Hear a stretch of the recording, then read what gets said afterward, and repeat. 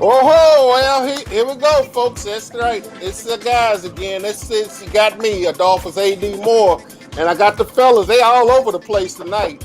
But as we get ready to go ahead and just analyze the corpse and what happened tonight, pop the music off. Let's analyze the corpse and what happened tonight.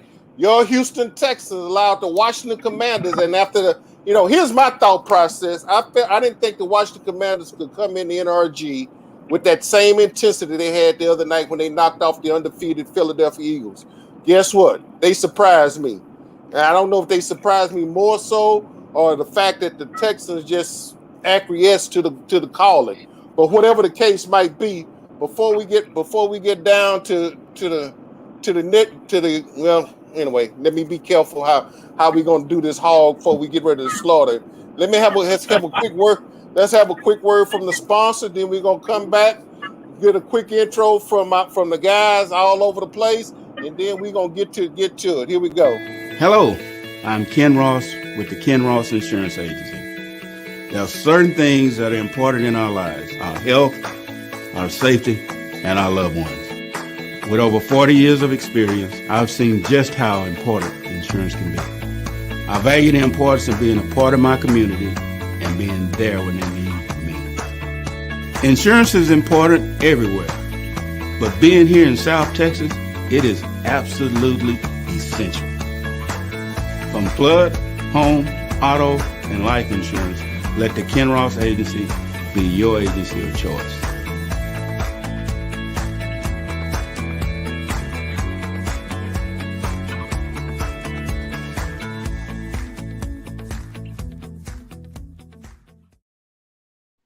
That's right, folks. That's the Ken Ross Agency, 281-235-5952 for all your insurance needs. Give them a call. And then as we get ready to go ahead and figure out why were the Washington Commanders so strong in coming in here to NRG and defeating the Texans today 23-10. And let me just tell you something. That score is no way indicative of how bad this game was today. We've sit back and just sort of analyze it, but you know what? I'm going to let me bring the guys in because, hey guys, Elvin's on the road. Lemon's at the house with a highlighter. I don't know what he's going to highlight. Elvin, I know as you heading down 59-69, quick comment before we let Lovey tell us what exactly happened. And you and I were both privy to a press conference. This post game was sort of like nothing I've seen in a long time. And so go for it. Yeah. Well, I think the biggest highlight of the first half was 5 total net yards by the Houston Texans, the lowest first half output in the history of the franchise. And I honestly don't think I ever remember any other team in all of my years of watching and then covering the NFL beginning in 1977 with a team that had only 5 net yards of offense. In the first half. In the first half. In the first half, yeah. I mean, because I was sitting there looking at the totals, and I'm sort of going like, wait a minute, they got -1 yard rushing and 6 yards total. I mean, one yard passing, a -1 yard passing, and 6 yard rushing, which come to that franchise record, Lemon. And I'm pretty sure you've been around the NFL a long time. I mean, have you seen anything like this before? No, I kind of predicted it from the beginning. I know you and I always go right before the kickoff. I'll say, AD, let's get our thoughts out before the game start. And you said you thought they had a field goal chance, the Texans. And I said, man, coming off that Monday night victory and their defense performance, the Commanders, I'm going to call them the Redskins, but the Commanders did an excellent job. They set the table early on with their defense, produced that turnover in the first quarter, which gave them points and confidence. And that's all they needed. I mean, they pinned their ears back and came after the Texans offense. I mean, 21 rushing yards? I mean, they even body slammed the MVP for their offense, their running back, and they running back on the ground throughout the first half. So it just set the table that their defense was bringing pressure only for the first 4 guys down linemen. Not a lot of blitzing, but they brought a lot of pressure and just brought it to the Texans. I mean, they brought it to the Texans, and we're gonna let Lovey and Elvin. You and I were at Lovey's presser, but I'm gonna let Lovey get his say so in, and then we can get to it.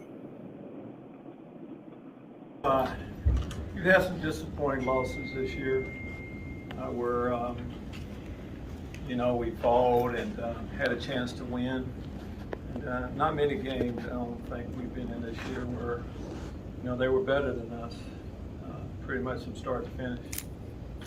Defensively, we did some good things early on in the first half. Offensively, you start off the first drive like that. I mean, that's tough, dude. They dominated. Their defense dominated us up front, and it's pretty hard to get a running game going.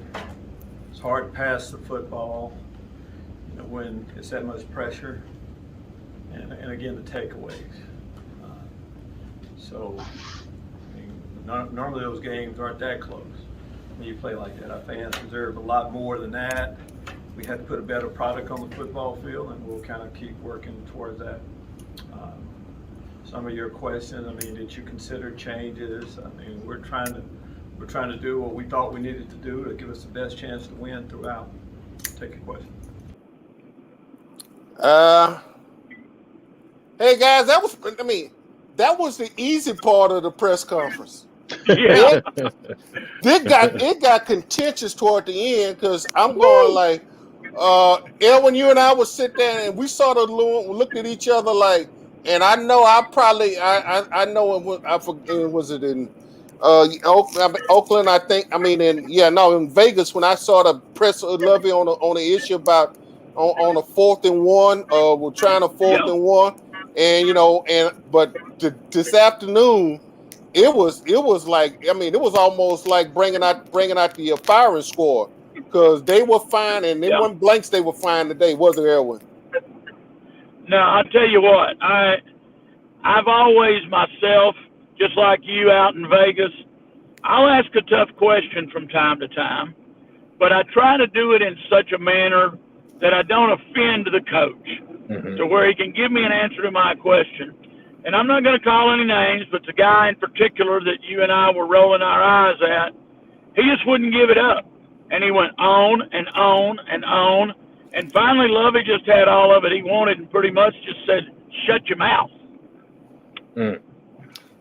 I pretty much just, and that was it. Then they timed how much, only 8 minutes is all we got. Well, let me just go back. And folks trying to figure out, okay, where did this game go south at? At the 13:24 mark of the first quarter, Texas had 2nd and 10 on their 32-yard line. Mills dropped back, fires a pass out in the direction of Brandon Cook, and Fuller at the 37-yard line stepped in front and carried it to the house. Ball game. That was it. Yep. I don't care what anybody else say. Game was over with then. Lee Martin, you were very prophetic when you sit there and said, and little did we know. I don't even think Lee Martin, I don't even think you were sitting there knowing at that point in time that was the ball game right there. At that point, go ahead. No, you make a great point, AD. I did know at the time. I knew that the defense would be producing turnovers, and just like Coach Lovey Smith said, he said pressure up front and the takeaways was the keys to the ball game. But I know the Texans, it's like a boxing match, right? If you come out and they're going to come out swinging with some jabs, but if you hit them with a nice little body blow or headshot, that's it. They're not going to for the remainder of the 12 rounds. They're done. They're just trying to stay on their feet, and that's what the Texans look like. Once that interception happened, whatever game plan Pep Hamilton had or Coach Lovey Smith had offensively was thrown out the window.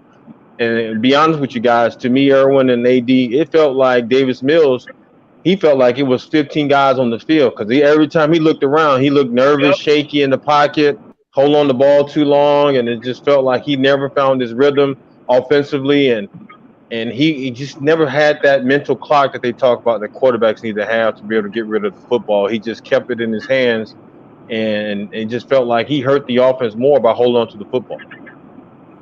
Yeah, very true.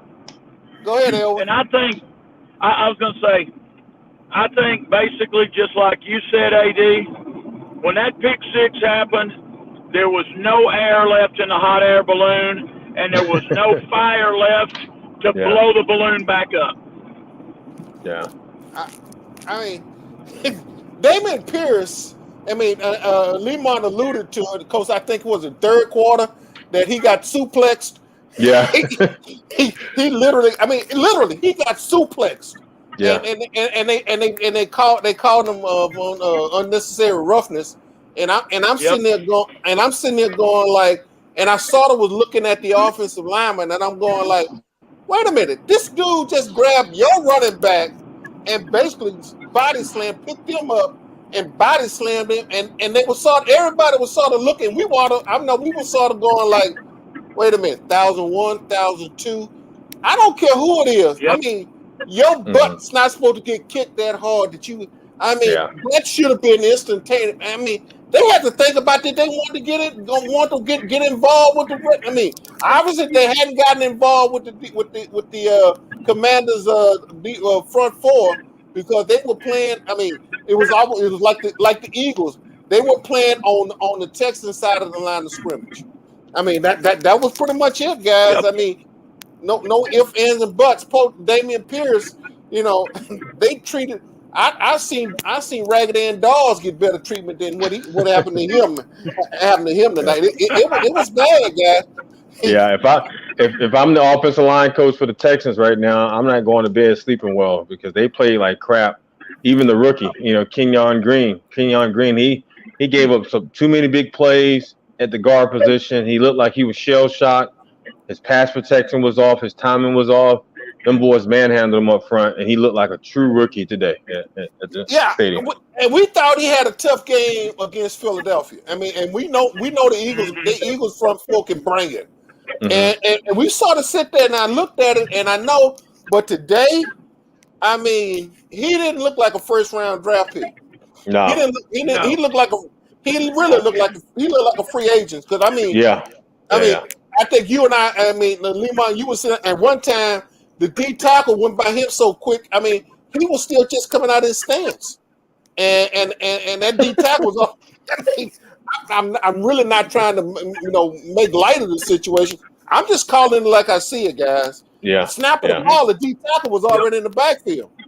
Yeah, and Montez Sweat had a game, man. He was flying around number 90 for the Commanders.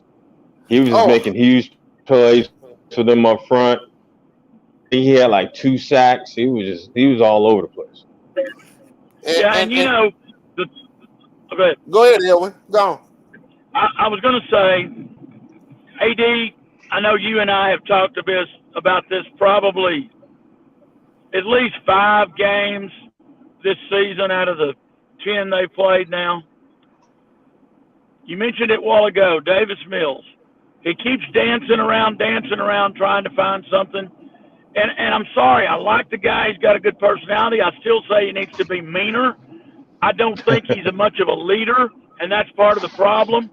But he sat back there, and in junior high school, what do these coaches teach the quarterback? Go 1,002, 1,003, 1,004. You get to 1,004, get rid of the ball some way, somehow.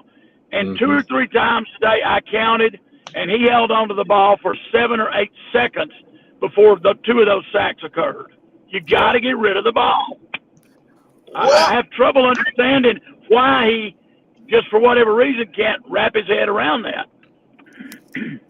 I'm gonna tell you the other thing, and maybe it was the passing trees on the pass routes that they were calling today, but it's almost like Pep had basically just took half the field away from him today. I don't know if you picked up on any one of y'all, but it looked like a lot of times I saw 3 receivers. If you put the margin down the middle of the field, it looked like they were running all their pass routes to either one side of the field or the other. There was nothing coming in the middle, nothing coming across. I thought, okay, are they simplifying this for him? Because if they are, you just made it easy for any defense in the NFL because you don't even need a shutdown corner. I mean, the Texans in their own tree route, their own receiver routes today was sort of just limiting their own self by running all the routes to one side of the field to the other. That's just the way it looked at it for me. Maybe the film was wrong. Lemont, I mean, I don't know. I agree, AD. It felt like it was one-dimensional, especially going down the field. They just focused a lot more on Brandon Cooks. I don't know if it's because he's disgruntled and they didn't follow through with the trade, and now he's back playing, or they want to pacify him and get him the football. But Nico Collins, it was no balance. I mean, Nico Collins got a few receptions, but every time downfield it was going to Brandon Cooks. And even one time they forced it in there, and the Redskins, and the Commanders got the interception. So it just felt like Brandon Cooks was the go-to guy. Didn't see a lot of tight end play across the middle. Like you said, AD just felt like there was one dimension as far as wide receiver. And their running game was, man, it was. And I mean, normally when the Texans play bad at home, they always have a decent running performance. Damian Pierce normally has a bust, either one or two runs that he's running hard. But man, they only had 21 rushing yards, dude. I mean, that's like, man, that's unbelievable.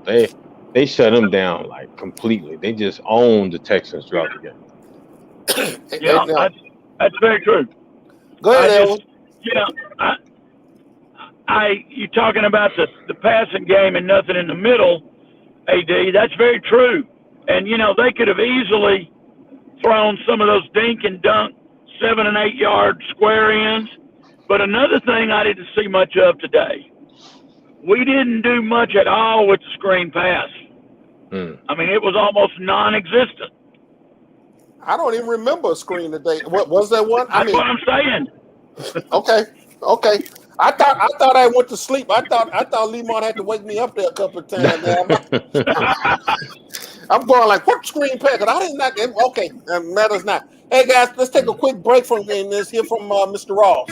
Hello, I'm Ken Ross with the Ken Ross Insurance Agency. There are certain things that are important in our lives: our health, our safety, and our loved ones. With over 40 years of experience, I've seen just how important insurance can be. I value the importance of being a part of my community and being there when they need me. Insurance is important everywhere, but being here in South Texas, it is absolutely essential. From flood, home, auto, and life insurance, let the Ken Ross Agency be your agency of choice.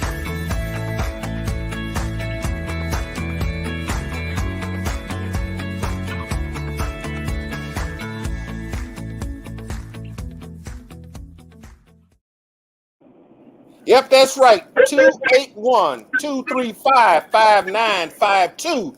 The Ken Ross Agency for all your insurance need. You name it. He can, if he can't make it happen. I know he knows. He's been in the business long enough. He got enough contact. If he got to call the Texas Insurance Board, I'm sure he would. And if he has to, he would. But hey guys, this cadaver. I mean, there was no fight today, and I hate to say this today. There was no fight after that interception. That was nothing today, and I really hate to just, and I know folks are frustrated. I'm pretty sure Love is frustrated. Everybody's frustrated, but guys, when somebody's kicking your butt like that on your own home field, show me something. And today, I basically thought I saw a team basically give up. I just thought like I don't. It just say I don't give a damn. I just don't. You kicking my butt, and no, I'm. There's nothing. I'm not saying nothing. I'm not gonna put up a fight. I'm going like no. I mean, come on, guys. I mean, today that was not a professional team that went out there today. That was not a professional team. That it just wasn't. And there's no other way to get around it. I'm not saying they quit. I just said this was not a professional team that you and I have seen. I mean, through thick and thin. But this is one time these guys just and even Lovett just said we just got dominated. And I'm going like, you get dominated. Show me I mean, somebody go do something. I mean, best thing y'all can do is get an offside penalty or do something. I mean, guys. I mean, y'all seen this. I mean. Elwin, I mean, y'all seen it. Lemont, y'all seen it, and it's no other way. This thing was pathetic today. Yeah, I mean, it really was. Go ahead, Aaron. Go ahead, Lemont. No, go ahead. I'll go ahead. Go ahead. I was just going to say, I hope it's not the case, but I'm afraid it may be exactly what AD said. These guys may be at the point, it's like, why the hell do we even try? It's not going to work out anyway. And I hope and pray for Lovey's sake that's not what's going on. But I'm concerned they may be just folding in the tent. And, you've still got 7 games left. And that's very disappointing. Today was the least amount of fans I've seen in that stadium since the Texans began playing in the NFL in 2002. Yeah. I concur. Yeah, it just feels like they, from the Commander standpoint, give them credit. They impose their will. They did. They impose their will off the beginning, from the beginning to the end. And I actually went to, I got this thing where I tell AD I only go to winning locker rooms because I already know what the loser is going to say. So when I was in the Commander's locker room and talking to the head coach, that's twice already, Lee Munch. I know I grew up in Virginia, so it's ingrained in my head that that's all I've been knowing them as one team. So the Commanders, the locker room was cheerful. I mean, it was like they was pumped up. They're starting to believe in themselves defensively because 2 weeks in a row they done their thing. They beat the best team in their conference or in the league. That's still 9-1 now. They won today, the Eagles, and they beat the Texans. Yep. They came on a road back-to-back win, so they're turning their ship around. They're looking to go into the playoffs. And like you said about Irwin, like you said, like the Texans, I feel like they quit. I mean, they just quit. I mean, they quitting on Coach Lovie Smith. Offensively, they definitely quit on Pep Hamilton. I mean, they're not really producing anything. He can call all the trick plays he wants. You got to go out and execute it, so it makes him look bad. And there's definitely going to be some changes in the coaching staff at the end of the season. Hopefully there's enough where Lovey can get another season to redeem himself. But it starts at the quarterback play. I mean, Davis Mills is too much for him to handle right now. He doesn't – we all knew going into the season he lacked the experience with the reps that he had coming out of Stanford, and it shows. I mean, they threw him in the mix out the gate, and it's too much for him to chew. I mean, it's too much for him to bite on and chew every time, every week, and it's so much for him to handle.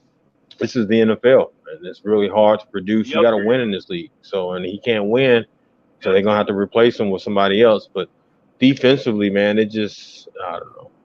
I mean, Lovey can't fire himself. He's calling defensive plays, but maybe the defensive line or the linebacker coach, somebody. Because, like I joked with you, AD, it feels like that running back from the Commanders and any running back from any team always get to the second level. It's like it's the D line, then it's the secondary. Like there's no linebackers there. There are linebackers there, but it feels like there's no linebackers there because either Owens is leading the team in tackles, or the rookie safety is leading the team. Petrie is leading the team. It just feels like your safety should be taking that many hits. From a running game standpoint, you should have some kind of linebacker, or at least a middle linebacker, somebody, slowing down the run, but. Man, defensively, they've just lost today. They've just lost. Oh, yeah. Yeah, and, I like all of us media people, I can't help but look down the road to 2 weeks from today with all of the horrific mess that surrounded Watson sitting there, not ever getting in a single play last year. Caserio, and I'm sure Coach Culley being told not to discuss it. It was pretty much off limits, and any questions were never answered last year. With all he's been through, Deshaun Watson is going to come into NRG Stadium 2 weeks from now, and he is going to hang 100 points up there if he can. To say, hey, y'all should have traded me. You should have supported me. You should have done something, and you did nothing. And I'm afraid that's going to be uglier than anything we've seen in the history of the Texans, and I hope I'm wrong. Yeah, well, I hope you're wrong too. But however, I'm not going to put no money on it. I will not be. No. I'm not betting. All right, guys. Hey, coming up to Thanksgiving week, I know. Elwin, you busy. In Lemont, I know you are. All right, Elwin, I know you got Gilmer and Carthage is in the regional playoffs. You got a busy schedule, man. Just give us a quick rundown, and then I'm gonna let you get on down the road, man. Yeah, I'm headed Tuesday to my urologist to get my third ADT or Eligard shot for my metastasized prostate cancer, a bone density shot, coming back home Tuesday afternoon after that, going back to Dallas, which is my birthday on Wednesday, my 67th birthday, going back to Dallas and in the afternoon and having barbecue dinner with my good buddy, New York Giants photographer Mike Malarkey, probably at Sonny Bryant's barbecue in Dallas Wednesday night, covering the Cowboys and Giants on Thursday, coming home Thursday night after the game, and then, like you said, Carthage and Gilmer on Friday. Number 1 Carthage, number 2 Gilmer. We're the big underdog. We feel like if we're ever going to beat them after losing 7 times in a row to them, this is our year. But that's going to be a heck of a game at Lobo Stadium in Longview Friday night at 6 o'clock. And MVP, I mean, your football season over, man. But I mean, they might well start playing the NBA theme song under you or the basketball theme. Every time I look up, man, you sitting up there, man. You got what, more basketball on tap than anything, right?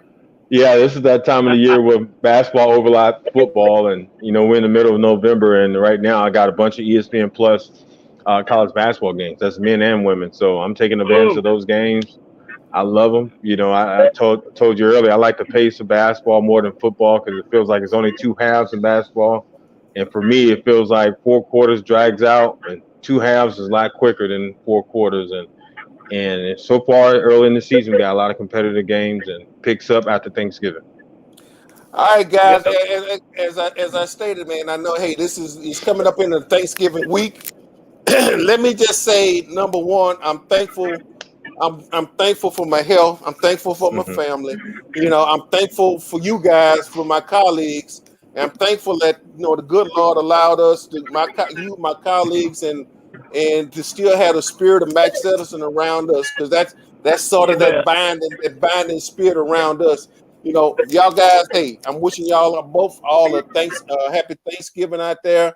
Everybody out there that's listening to us. If even after the recap, have a continued blessed Thanksgiving. You guys, be careful, beware. And like I said, I'm thankful for all of y'all that we still can do this, man. Because like I say, it's still fun, man. I know it's easy to talk about winners. I mean, that's probably one of the easiest job. That's probably one of the easiest thing to do. But to be able to go through a season like this and still try to find a nugget out of it, it wasn't no nuggets today. It's just a toe flat out butt kicking today, and that's all it took. But I'm grateful for you guys. Did see. Same here, AD, and you did see. I got a question in for Lovey and pointed out at least something he could smile about a little bit, that they converted 4 or 3 fourth down plays. And I did notice a little almost smile on his face saying, yeah, it's nice to be able to find something positive to talk about. But then he immediately went back to how disappointed he was. Yeah. I mean, it was a disappointing outing today, man. So anyway, hey man, Elwin, congrats, hey man. Godspeed. I know as you continue to come through the prostate issues and everything, the cancer issues, continue Godspeed with that. Lima, as always, the MVP that you are, keep doing it. Keep doing it, guys. All right, and by the couple more minutes, Steph Curry and all the rest of them will be stepping on the hardwood at Toyota Center, getting ready for the Rockets. So they getting ready to toss it up. So and then on top of all of that, we still got a lot of football to watch this weekend. Yeah. Thanksgiving coming up. So hey guys, all about each and every one of y'all. Elvin, be safe. We'll be in touch. Lemont, I appreciate both of you guys, man. All right, y'all man. Be appreciate you guys. Yeah, y'all have a blessed Happy Thanksgiving. Y'all can Thanksgiving to y'all, and catch you down the road, guys. All right. Appreciate it, AD. All right, Happy man. Thanksgiving, Lemont. Same to you. Bye-bye. right. You too. Bye-bye. All right, guys. As I mentioned earlier, I appreciate those guys. It's regardless of the circumstances, nobody. I mean, yeah, we would like to see the Texans being one more winners, but you know what? They still providing some uplift and some spirits out there. If that's the worst thing they did, was lose a ball game today, and if they can, if that's the worst thing that happened in their lives, then so be it. You know what? Nobody died today, at least not from around there. To each and every one of your families as you're coming up into this Thanksgiving season, you know, look around. There's something a lot to be thankful for, whether it's your family, you know, whatever the case might be. Be thankful. Thank you for just, you know, allowing me to come into your spaces, wherever you're on your phone, you name it, computers. Thank you for allowing us to come in there. Thank you for allowing me to, in the corner, the ADMAX corner, still be a part of the issues and everything. And so, without further ado, this is Adolphus A.D. Moore, wishing you peace, joy, happiness. You know, COVID is still out there. The flu is out there. If you hadn't got your flu shots, get your flu shots. You still got to go get your COVID boosters. Go get your COVID boosters. Love your families. Love your friends. Even love your enemies, folks. And that's it. And as I sign off, peace, deuces, and I'm out of here, folks.